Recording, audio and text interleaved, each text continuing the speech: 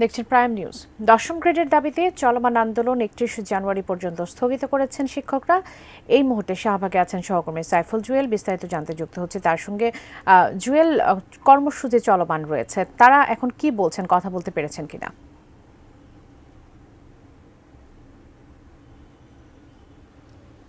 বাবলি, শাহবাগের বর্তমান অবস্থা যদি বলতে হয় তাহলে জানিয়ে রাখতে চাই যে শাহবাগে কিছুক্ষণ আগে সরকারি প্রাথমিক বিদ্যালয়ের সহকারী শিক্ষকদের যে কর্মসূচি চলমান ছিল সেটি কিন্তু এখন স্থগিত করা হয়েছে এবং তা স্থগিত করা হয়েছে আগামী ৩১ জানুয়ারি পর্যন্ত।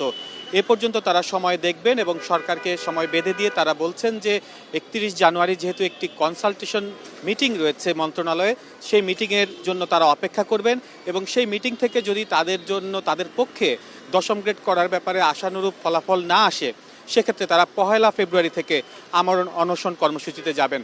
তো এই ছিল শাহবাগের অবস্থা। আরেকটু জিনিস বলে রাখতে চাই যে তাদের কর্মসূচি চলাকালীন সময়ে ঢাকা বিশ্ববিদ্যালয়ের টিএসসি থেকে শাহবাগমুখী যে সড়কটি ছিল, এই সড়কে যান চলাচল পুরোপুরিভাবে বন্ধ ছিল।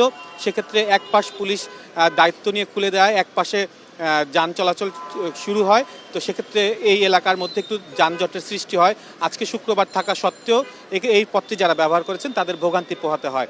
অন্যদিকে শাহবাগ থানার যে সকল আইনশৃঙ্খলা রক্ষাকারী বাহিনীর সদস্যরা রয়েছেন তারা তাদেরকে ব্যাপকভাবে চেষ্টা করেছেন সরিয়ে দেওয়ার জন্য, কিন্তু পরবর্তীতে প্রধান উপদেষ্টার কার্যালয়ে তারা যেতে চেয়েছিলেন। সেক্ষেত্রে আশানুরূপ বৈঠক না হওয়ার ফলে তারা সেখান থেকে ফিরে এসে তাদের নতুন এই কর্মসূচি ঘোষণা করেছে।